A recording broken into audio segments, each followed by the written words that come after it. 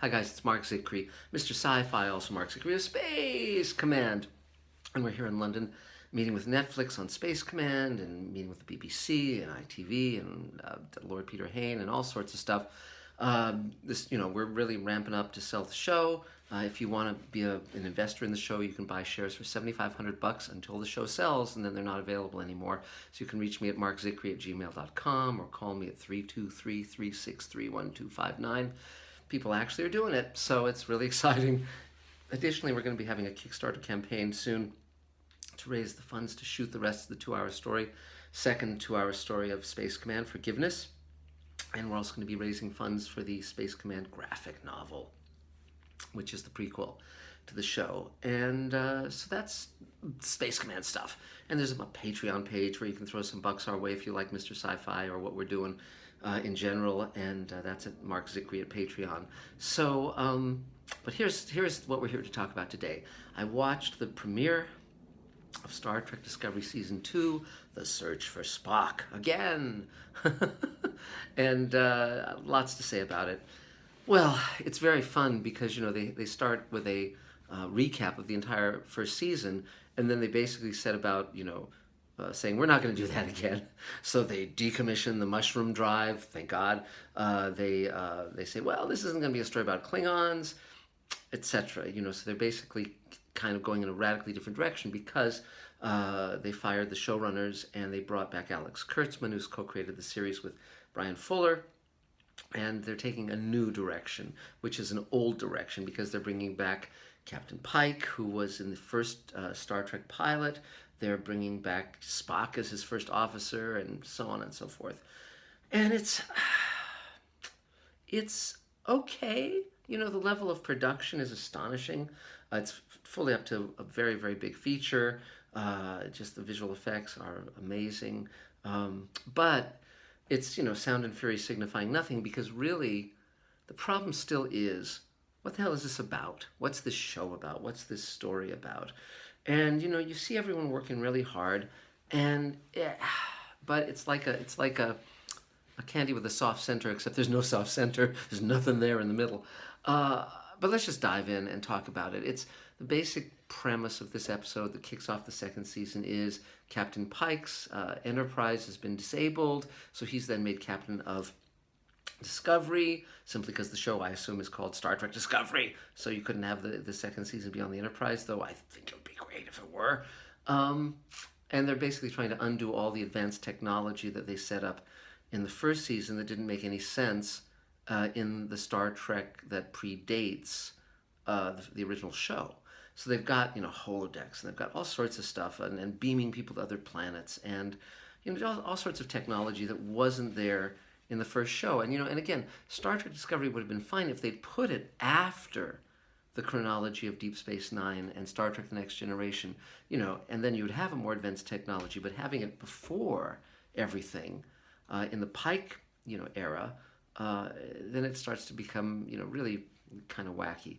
But okay, but putting that aside, let's talk about the show. So if I understand the plot, it's basically they get some kind of weird signals that lead to some other part of space, and when they go there, there's like an asteroid set to destroy them, but they narrowly miss it.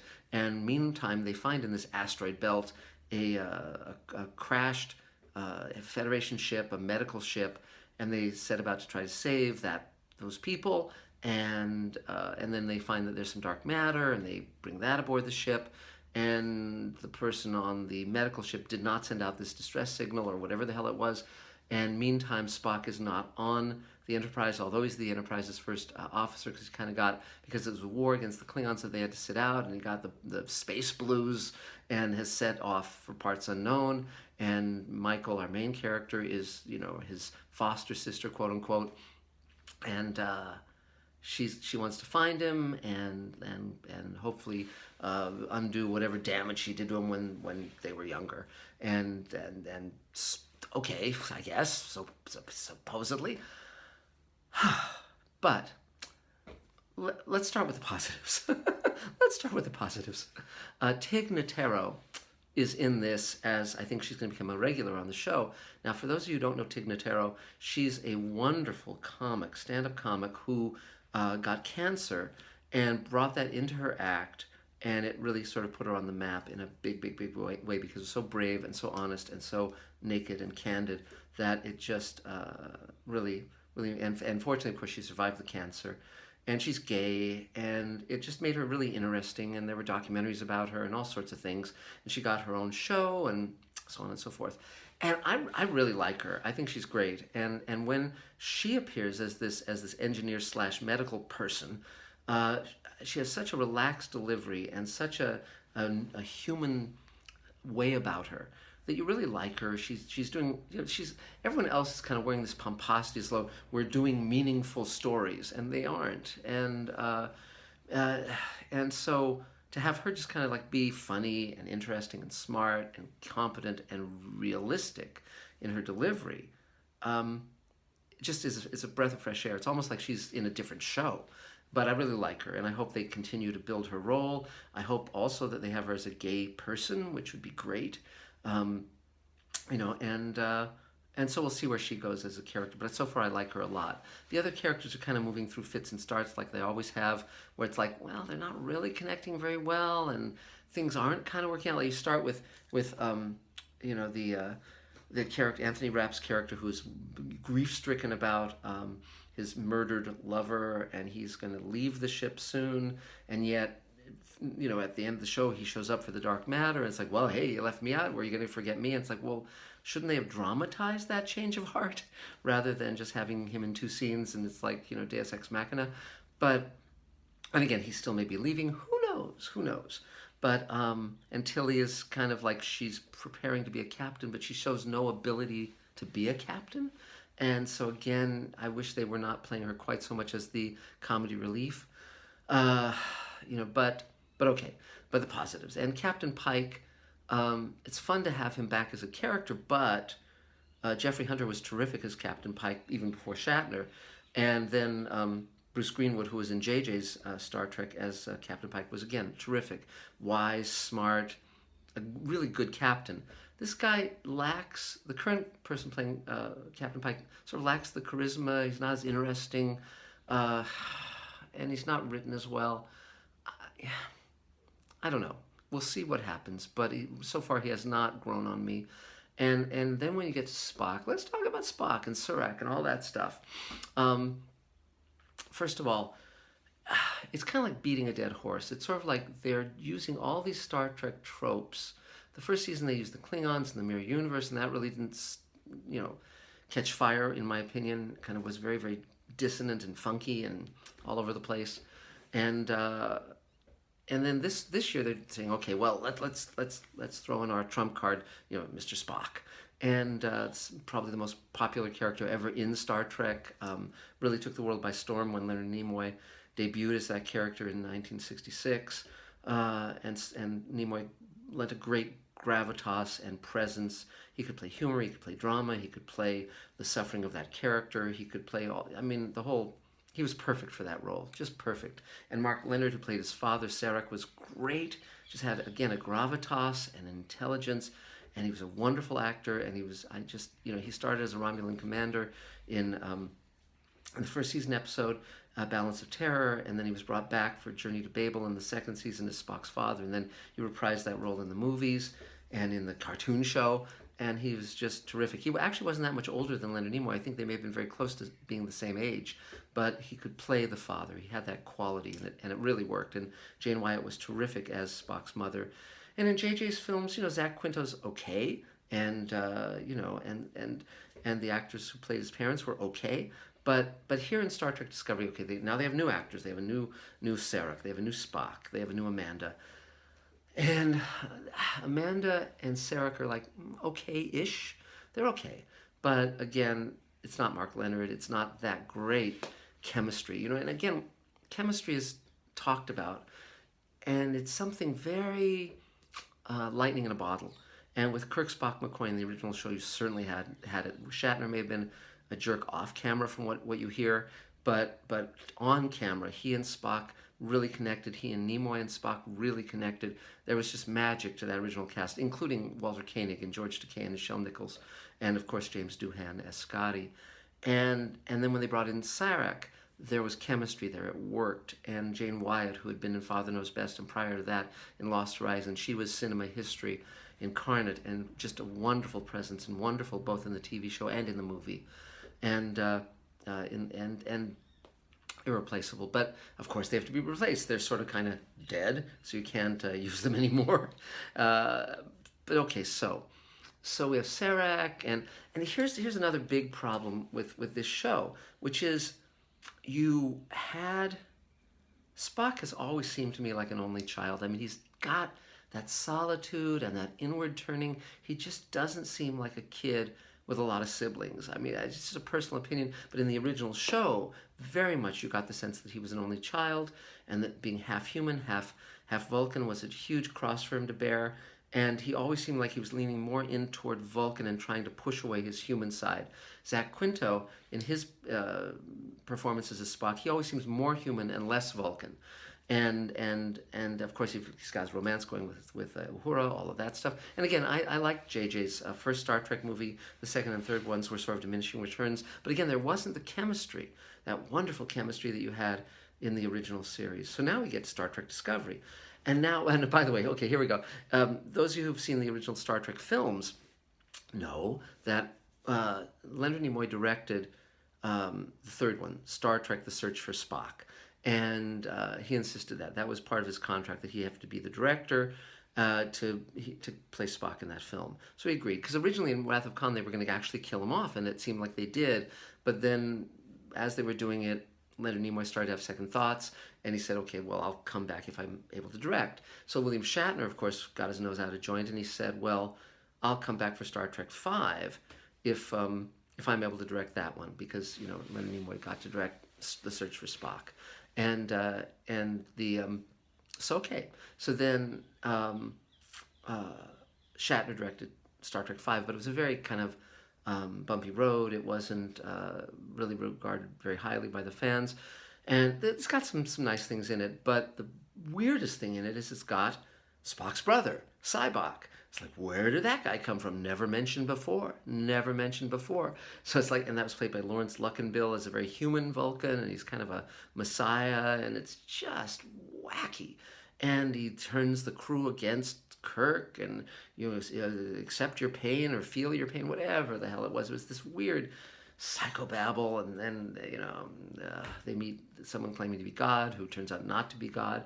But it was just a wacky thing. So then after Star Trek V, there's never, as far as I know, another reference to Spock's brother, because it really didn't work. And so now we get Spock's sister on Star Trek Discovery, his adopted sister and foster sister. And she's, an orphan, and her parents have been killed, and Sarek takes her in, and there's little Spock. Now, we've seen little boy Spock in several other iterations. In the cartoon show, which was voiced by the original cast, DC Fontana wrote an episode that went back to Spock as a kid, and his childhood, and his pet, and all of that stuff. And it was okay. It was okay. And DC Fontana is a very good writer, and she was the story editor and a great writer on the original show. And in fact wrote Journey to Babel, which was the episode that introduced Spock's father and mother. Then in JJ's Star Trek, we get Spock as a kid. It was the origin story of how Spock and McCoy and Kirk met each other and became friends and had adventures and all of that. And in that one, the boy they cast as the young Spock, and the way they wrote the young Spock was good. He seemed intelligent. He had a temper.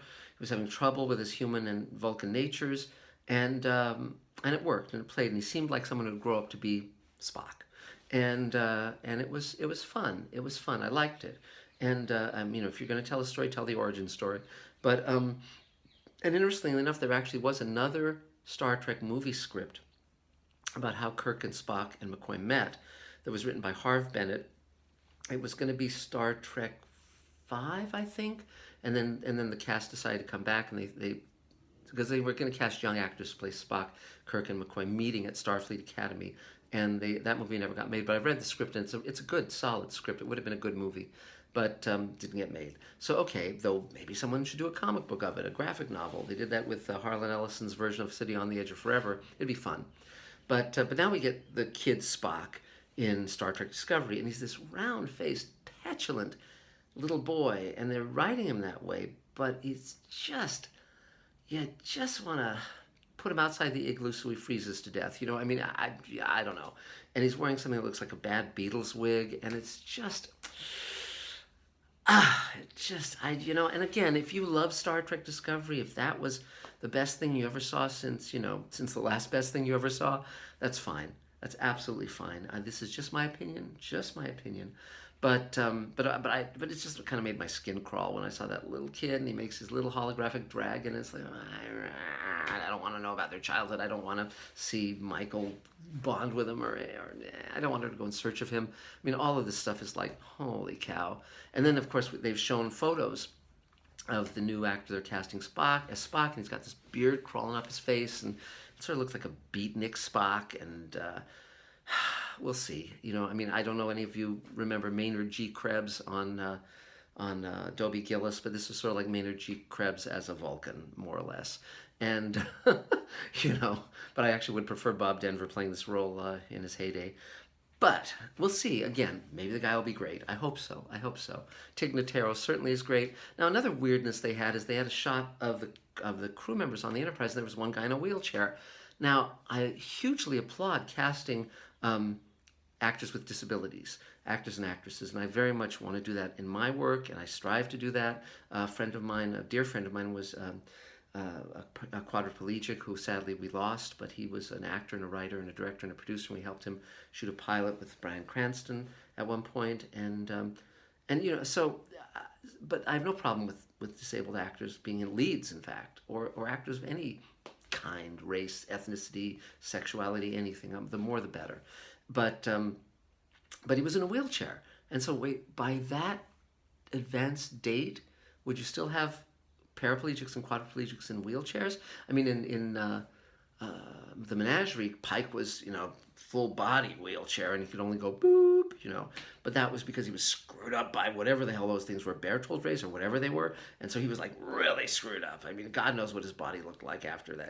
His face looked really bad because it wasn't the same actor. It wasn't Jeffrey Hunter.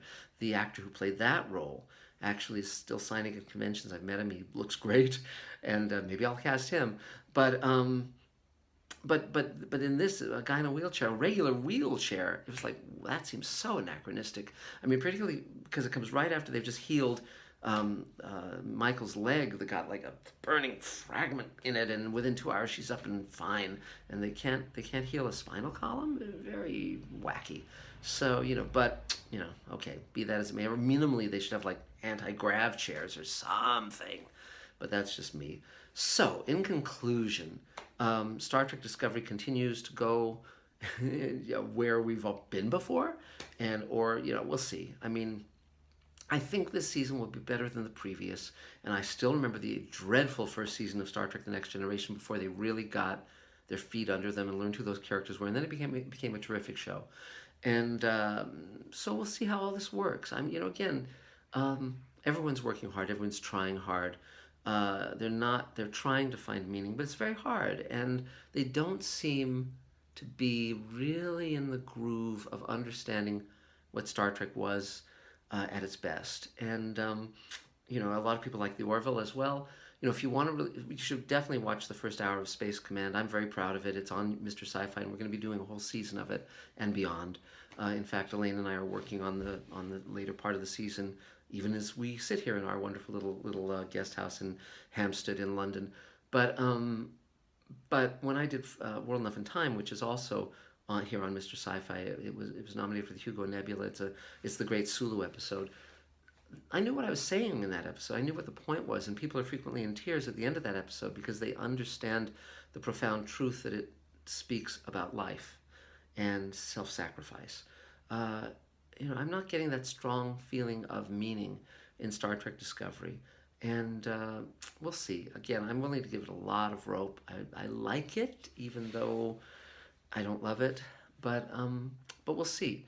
But for those of you who want to see, better Star Trek, you can go back to the previous shows. I'm going to check out Enterprise again. Someone was recommending that to me, and I'm happy to do that. I've been meeting some of the actors who were in Enterprise, and I'm going to be having them in Space Command, as well as Gigi Edgley and Armin Shimmerman and Ethan Phillips and J.G. Hertzler. It's going to be a great ride to come. And so that's about it for now.